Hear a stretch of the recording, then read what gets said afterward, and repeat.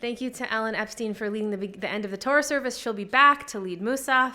What a beautiful voice. We're very lucky to have you. And speaking of lucky, we are also really lucky to have our guest speaker, teacher this morning, Aaron Schilleci, who will give the Devar Torah in just a moment. I want to read this bio that we prepared about him and also say a few words personally to introduce him. Aaron and his family joined our synagogue in 2019 from Huntington Beach, California. He and his wife, Rebecca, have 4 children, Anna, Gabby, Jonah, and Ben, who are all here. Okay, so 2 of you have been up here. The other 2, we will find a way to get you up here. There's candy also to bribe you. They're all involved in our religious school as well. So Rebecca is now serving as the secretary for the Bethel Executive Board. Aaron and Rebecca are also our 2026 Bethel Gala co-chairs. So this is a good plug for you to think about what you might be doing in January and make sure that you sign up to come to the gala. In his professional capacity, Aaron is the director of aviation for the Army National Guard, comprised of, that deserves a wow. I heard a wow. Comprised of 31,000 people and 1,900 fixed and rotary wing aircraft. Aaron is a highly decorated combat veteran of multiple combat tours to both Iraq and Afghanistan, flying Apache and Black Hawk helicopters. Aaron's professional education includes master's degrees from the National War College and Northwestern University. He has also served in postgraduate fellowship programs at the Elliott School of International Affairs, at George Washington University, and at the Harvard Kennedy School. And I just want to add that Aaron is the type, really the whole family, because you have this as a family value. Aaron is the type of person where if we say we need somebody to do something or there's a slot open, could someone help? He really just says, yes, I can do it. That drive to serve the community is clearly something that you also model for your kids because they all serve in their own ways. And the kind of person you can really rely on, which is good when you're flying Apache helicopters, right? You want to be able to rely on that person.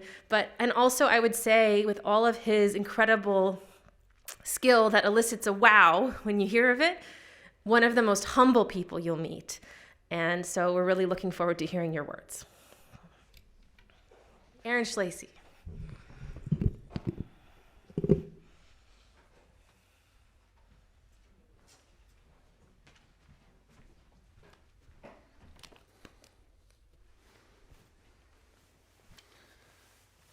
Well, Shabbat Shalom, everyone.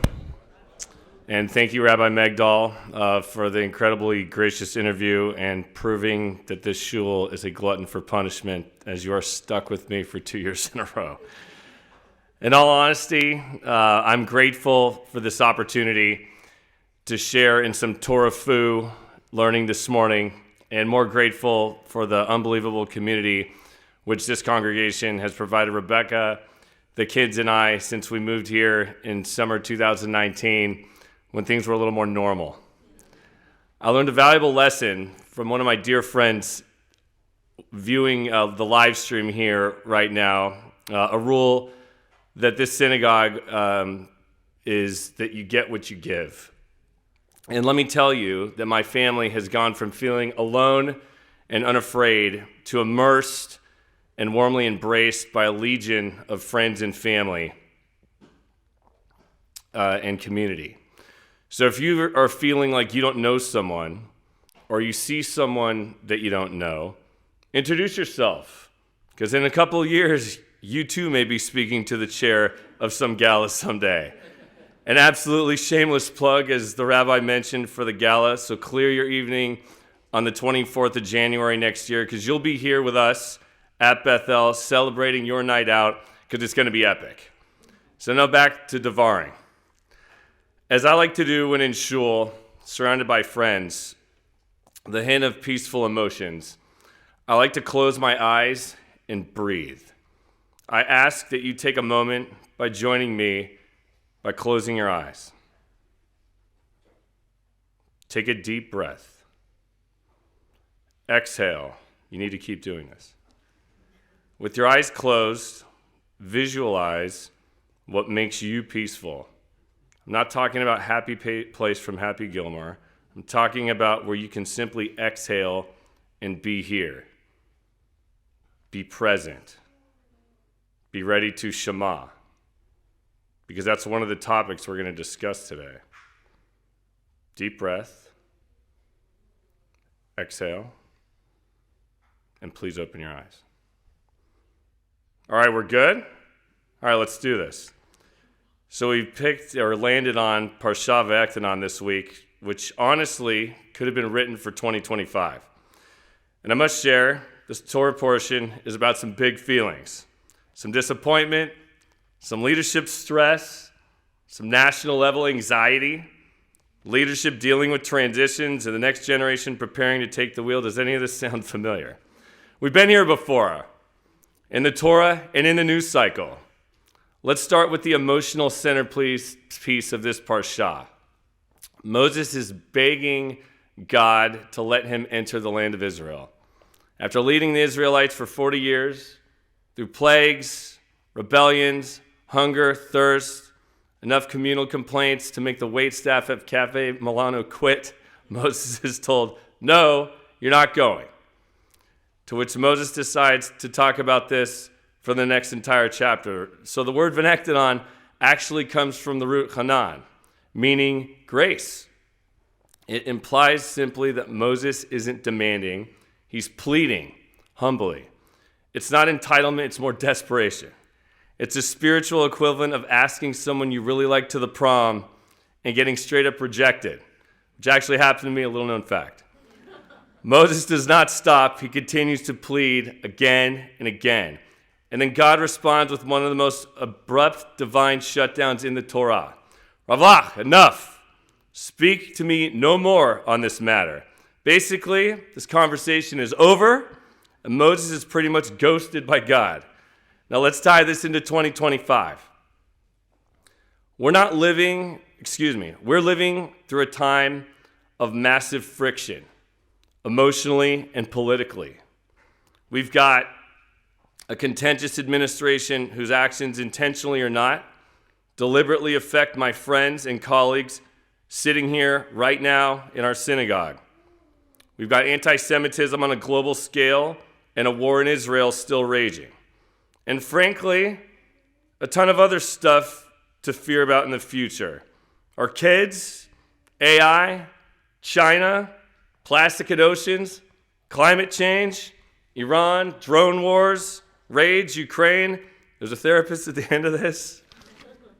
But seriously though, there's so much noise right now. It seems louder than ever. So what are we supposed to do? How do we persevere when we feel overwhelmed and not ready? Well, let's take a look at Moses. What did Moses do after he was denied at the rim? He didn't quit. He didn't pout. He didn't go live in a van in Alaska to go figure it out, which is, by the way, one of the worst movies, end to a movie that I've ever seen in my life. He teaches. He pivots from let me in to let me make sure you're ready to go in. And this portion includes two major events. There's a retelling of the Ten Commandments, which you saw, and a recitation of the Shema, the core of our Jewish identity. Let's explore the Shema for a moment. This is one of the most fundamental first prayers that we learn in Hebrew school. Some close their eyes. Some make a shin with their fingers. Some recite it before bed, during services, and sometimes in awkward moments, just to make the moment feel right. Shema Yisrael, Adonai Eloheinu, Adonai Echad. It's a call and a reminder to listen, to really listen, to not hear, listen. And in August 2025, that might be some of the most insightful and applicable ideas in the entire Torah. But let's be honest, nobody's listening right now. People are screaming on social media and in all caps on your phone. Politicians are shouting at each other on news channel and in chambers within Congress. We're living at a time where people believe volume equals truth. The Shema does not say, scream, O Israel. It doesn't say, prove you're right, O Israel. It says, listen, quiet down, take it in, make some space for something beyond yourself. And that's a really big message within V'Ektanan for this moment. Sometimes the holiest thing we can do is just to listen to each other, to our children, to our tradition, to peace, to the pain and the hope around us, and to empathy. Now, I'd be remiss in doing a disservice if I did not talk about some leadership moments in this parsha. Moses could have made this experience all about himself. He could have led a revolt, but he didn't. Instead, he understands this isn't about personal fulfillment.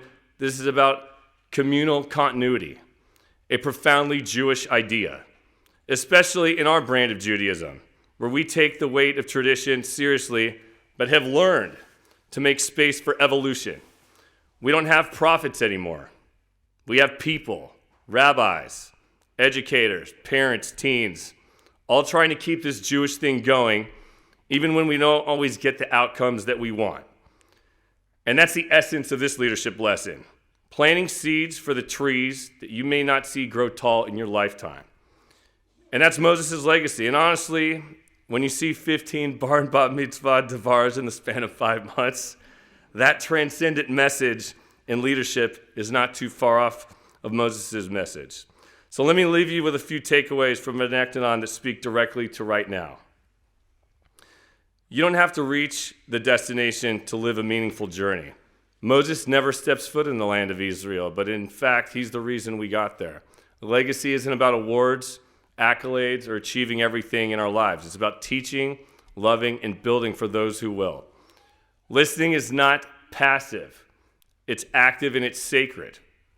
In this time of division, sound bites, over-talking on news and interview panels and on political debates, Torah teaches us to listen. The Shema reminds us that listening to each other and even opposing viewpoints while hearing God are the beginnings of real holiness. And Torah lives in daily life, not just in this sanctuary. Vanektanon tells us to talk Torah when you lie down and when you rise up, when you're on your way, when you're in traffic on the I-95, when you're at Aventino during dinner, in the voting booth, in the Pentagon. Torah is not something we visit, it's something we carry in our minds and in our hearts. So this week, whether you're feeling stuck like Moses, overwhelmed by world events, or just trying to get your kid to sit through service without going out the door every 5 minutes, remember something. Throughout our history, Jews have and will continue to hit the wall. You get denied. Hear the words no, or you can't, or that's impossible. And what we like to say in return is, oh yeah, just watch us. We always find a way. It's in our DNA. And that is a blessing. Shabbat Shalom.